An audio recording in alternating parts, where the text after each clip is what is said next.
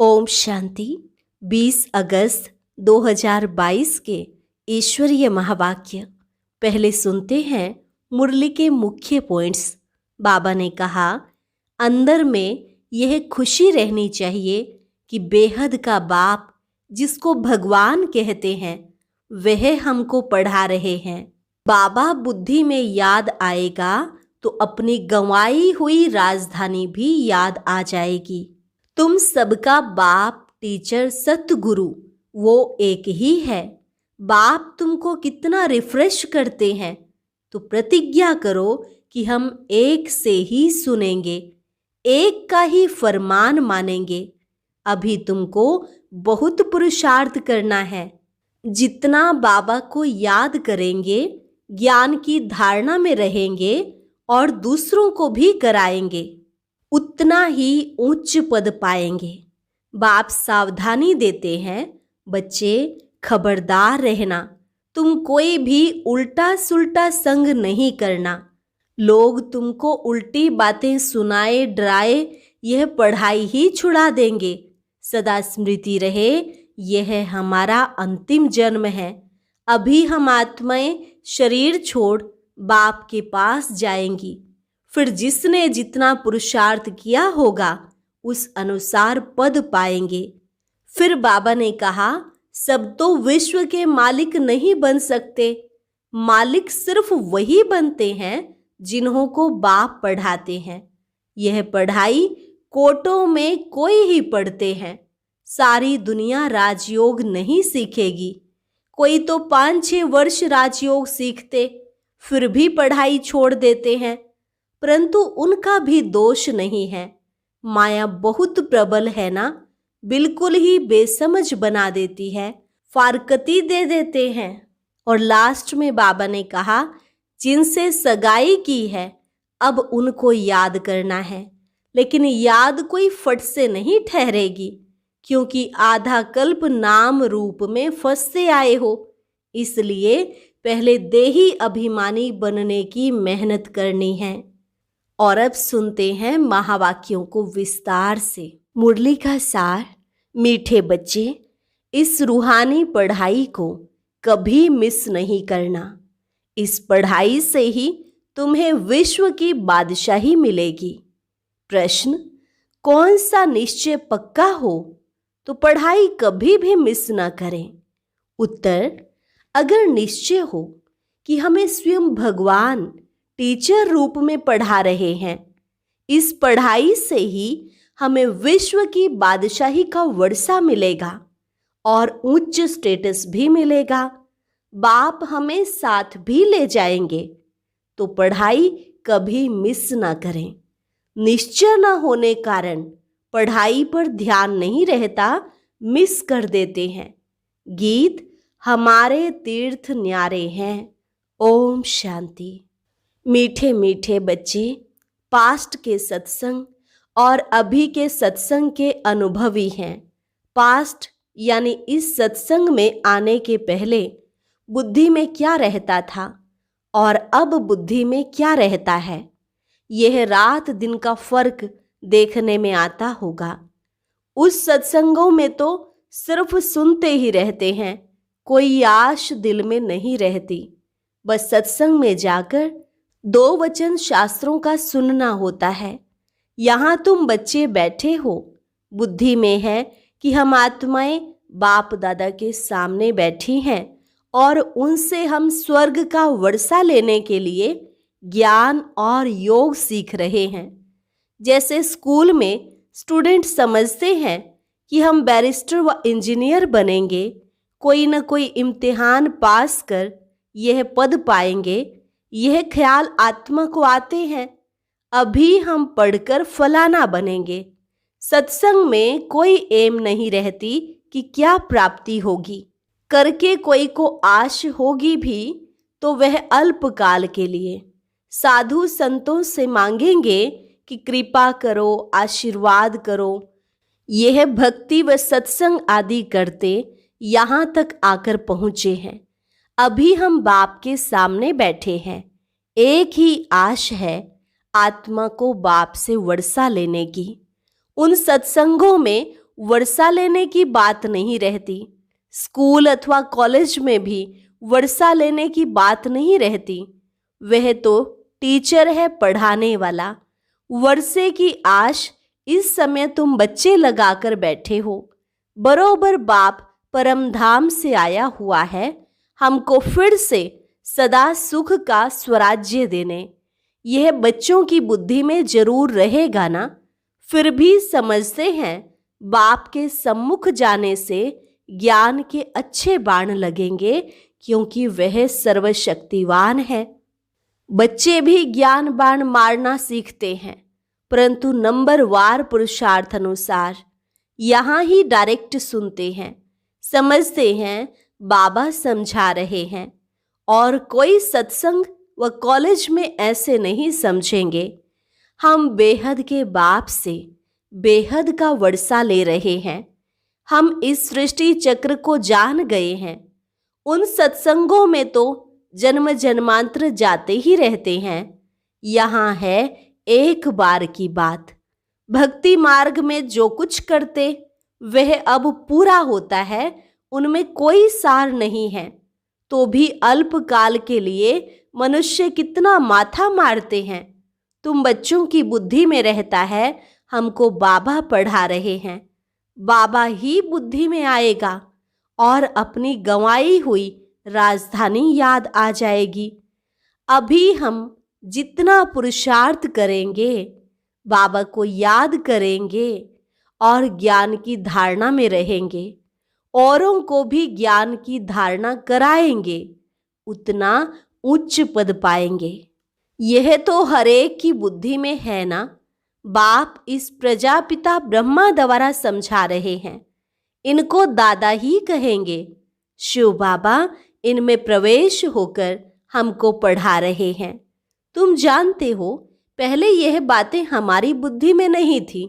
हम भी बहुत सत्संग आदि करते थे, परंतु यह ख्याल में भी नहीं था कि परम पिता परमात्मा ब्रह्मा द्वारा आकर कब पढ़ाते हैं। अभी बाप को और समय को जान गए हैं। नई दुनिया स्वर्ग का स्वराज्य फिर से याद आता है। अंदर में खुशी रहती है। बेहद का बाप जिसको भगवान कहते हैं वह हमको पढ़ा रहे हैं। बाबा पतित पावन तो है ही, फिर टीचर के रूप में बैठ हमको पढ़ाते हैं। इस दुनिया में कोई भी इस ख्यालात में नहीं बैठे होंगे सिवाय तुम बच्चों के। तुम बेहद बाप की याद में बैठे हो। अंदर में समझ है हम आत्माएं 84 जन्मों का पाठ पूरा कर वापस जाती हैं। फिर स्वर्ग में जाने के लिए बाप हमको राजयोग की शिक्षा दे रहे हैं। बच्चे जानते हैं यह राजयोग की शिक्षा दे स्वर्ग का महाराजा महारानी बनाने वाला बाप के सिवाय और कोई हो नहीं सकता। इम्पॉसिबल है। बाबा एक ही बार आकर पढ़ाते हैं स्वर्ग का मालिक बनाने लिए। बुद्धि में रहता है हम बच्चे बाप द्वारा बेहद सृष्टि का स्वराज्य लेने लिए पढ़ाई पढ़ रहे हैं। एम ऑब्जेक्ट की ताकत से ही पढ़ते हैं। अभी तुम मीठे मीठे बच्चों की बुद्धि में है कि हम कहाँ बैठे हैं। मनुष्यों के ख्यालात तो कहाँ न कहाँ चलते ही रहते हैं। पढ़ाई के समय पढ़ने के, खेलने के समय खेलने के। तुम जानते हो हम बेहद बाप के सन्मुख बैठे हैं। आगे नहीं जानते थे। कोई भी मनुष्य मात्र नहीं जानते हैं कि भगवान आकर राजयोग सिखलाते हैं। अभी तुम बच्चों ने समझा है। जन्म जन्मांतर हम भक्ति करते आए हैं। यह ज्ञान बाप के सिवाय कोई दे न सके। जब तक बाप न आए विश्व के मालिक पने का वर्षा मिले कैसे। न किसकी बुद्धि में यह रहता है। हम भगवान के बच्चे हैं, वे स्वर्ग का रचयिता है। फिर हम स्वर्ग में क्यों नहीं हैं, नरक में दुखी क्यों हैं। हे भगवान, हे पतित पावन कहते हैं, परंतु यह बुद्धि में नहीं आता कि हम दुखी क्यों हैं। बाप बच्चों को दुख देते हैं क्या? बाप सृष्टि रचते हैं बच्चों के लिए, क्या दुख के लिए? यह तो हो नहीं सकता। अभी तुम बच्चे श्रीमत पर चलने वाले हो। भले कहाँ भी दफ्तर व धंधे आदि में बैठे हो, परंतु बुद्धि में तो यह है ना कि हमको पढ़ाने वाला भगवान बाप है। हमको रोज सवेरे क्लास में जाना होता है। क्लास में जाने वालों को ही याद पड़ता होगा। बाकी जो क्लास में ही नहीं आते तो वह पढ़ाई को और पढ़ाने वाले को समझ कैसे सकते हैं? यह नई बातें हैं जिसको तुम ही जानते हो। बेहद का बाप जो नई दुनिया रचने वाला है, वह बैठ नई दुनिया के लिए हमारा जीवन हीरे जैसा बनाते हैं। जब से माया का प्रवेश हुआ है, हम कौड़ी जैसा बनते आए हैं। कलाएं कम होती गई है। माया ऐसी खाती आई है जो हमको कुछ भी पता नहीं पड़ा। अभी बाप ने आकर बच्चों को जगाया है अज्ञान नींद से। वह नींद नहीं, अज्ञान नींद में सोए पड़े थे। ज्ञान तो ज्ञान सागर ही देते हैं, और कोई दे नहीं सकते। एक ही हमारा बिलवेड मोस्ट बाप ज्ञान का सागर पतित पावन दे सकते हैं। अब बच्चे जान गए हैं, इस युक्ति से बाप हमको पावन बना रहे हैं। पुकारते भी हैं, हे पतित पावन बाबा आओ, परंतु समझते नहीं हैं कि कैसे आकर पावन बनाएंगे। सिर्फ पतित पावन कहते रहने से तो पावन नहीं बन जाएंगे। तुम जानते हो कि इस समय सब पतित भ्रष्टाचारी हैं, जो भ्रष्टाचार से पैदा होते हैं। वह कर्तव्य भी ऐसा ही करेंगे। यह बेहद का बाप बैठ समझाते हैं। तुम यहाँ सम्मुख बैठकर सुनते हो तो तुम्हारी बुद्धि का योग बाप के साथ रहता है। फिर कुसंग तरफ जाते हैं, बहुतों से मिलते हैं, वातावरण सुनते हैं, तो जो सन्मुख की अवस्था रहती है वह अवस्था बदल जाती है। यहाँ तो सम्मुख बैठे हैं, स्वयं ज्ञान का सागर परम पिता परमात्मा बैठ ज्ञान का बाण मारते हैं। इसलिए मधुबन की महिमा है। गाते भी है ना, मधुबन की मुरली बाजे। मुरली तो बहुत स्थानों पर बजती है, परंतु यहाँ सम्मुख बैठकर समझाते हैं और बच्चों को सावधानी भी देते हैं। बच्चे खबरदार रहना, कोई उल्टा सुल्टा संग नहीं करना। लोग तुमको उल्टी बातें सुनाकर डराए इस पढ़ाई से छुड़ा देंगे। संग तारे कुसंग बोरे। यहाँ है सत्य बाप का संग। तुम प्रतिज्ञा भी करते हो कि हम एक से ही सुनेंगे, एक का ही फरमान मानेंगे। तुम सबका बाप टीचर सत्य गुरु वो एक ही है। वहाँ तो वह गुरु लोग सिर्फ शास्त्र ही सुनाते रहते हैं, नई बात कोई नहीं। न बाप का परिचय ही दे सकते, न ज्ञान की बातें ही जानते। सब नेति नेति कहते आए हैं। हम रचता और रचना को नहीं जानते। जब बाप आते हैं तब ही समझाते हैं। उन कलयुगी गुरुओं में भी नंबरवार हैं। कोई के तो लाखों फॉलोवर्स हैं। तुम समझते हो हमारा सतगुरु तो एक ही है। मरने आदि की तो बात ही नहीं। यह शरीर तो शिव बाबा का है नहीं, वह तो अशरीरी अमर है। हमारी आत्मा को भी अमर कथा सुनाए अमर बना रहे हैं। अमरपुरी में ले जाते हैं, फिर सुख धाम में भेज देते हैं। निर्वाण धाम है ही अमरपुरी। अभी तुम्हारी बुद्धि में रहता है हम आत्माएं शरीर छोड़कर जाएंगी बाप के पास। फिर जिसने जितना पुरुषार्थ किया होगा उस अनुसार पद पाएंगे। क्लास ट्रांसफर होता है। हमारी पढ़ाई का पद इस मृत्यु लोक में नहीं मिलता है। यह मृत्यु लोक फिर अमरलोक बन जाएगा। अब तुमको स्मृति आई है कि हमने सतयुग त्रेता में 21 जन्म राज्य किया, फिर द्वापर कलयुग में आए। अब यह है हमारा अंतिम जन्म। फिर हम वापस जाएंगे, वाया मुक्ति धाम होकर फिर सुख धाम में आएंगे। बाप बच्चों को कितना रिफ्रेश करते हैं। आत्मा समझती है कि हम 84 के चक्र में आते हैं। परमात्मा कहते हैं, मैं इस चक्र में नहीं आता हूं, मुझ में इस सृष्टि चक्र का ज्ञान है। यह तुम जानते हो कि पतित पावन बेहद का बाप है, तो वह बेहद को ही पावन करने वाला होगा ना। कोई मनुष्य बेहद का बाप हो न सके, वह बेहद का बाप एक ही है। तुम जानते हो हम आत्माएं वहां की रहने वाली हैं, वहां से फिर शरीर में आते हैं। पहले पहले कौन आया पार्ट बजाने, यह तुम समझते हो।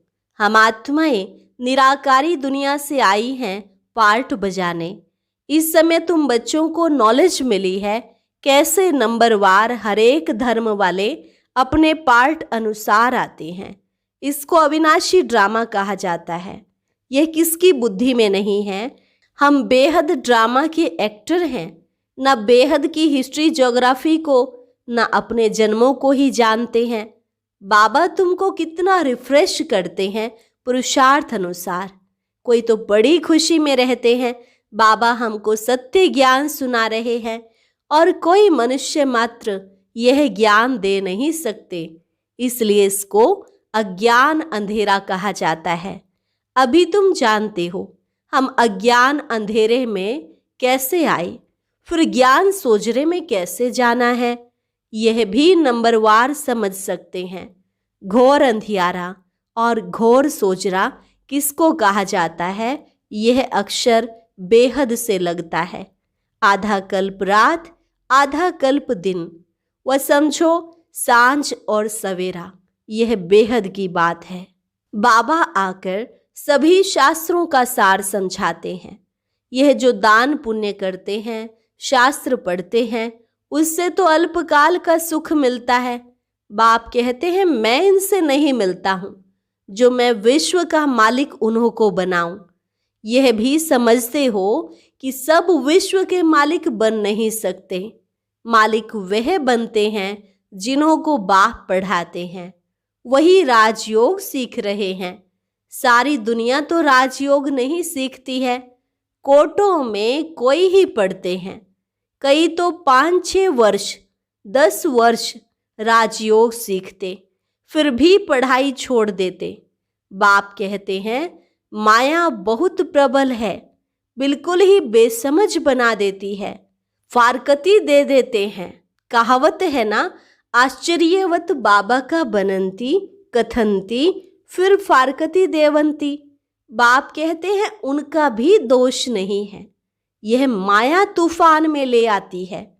ऐसी सजनियां जिनको श्रृंगार कर स्वर्ग की महारानी बनाते हैं, वह भी छोड़ देती हैं। फिर भी बाप कहते हैं जिनसे सगाई की उनको याद करना है। याद कोई फट से ठहरेगी नहीं। आधा कल्प नाम रूप में फंसते आए हो, अब अपने को आत्मा समझ बाप को याद करो, बड़ा मुश्किल है। सतयुग में तुम आत्म अभिमानी बनते हो, परंतु परमात्मा को नहीं जानते हो। परमात्मा को सिर्फ एक ही बार जानना होता है। यहाँ तुम देह अभिमानी आधा कल्प बन जाते हो।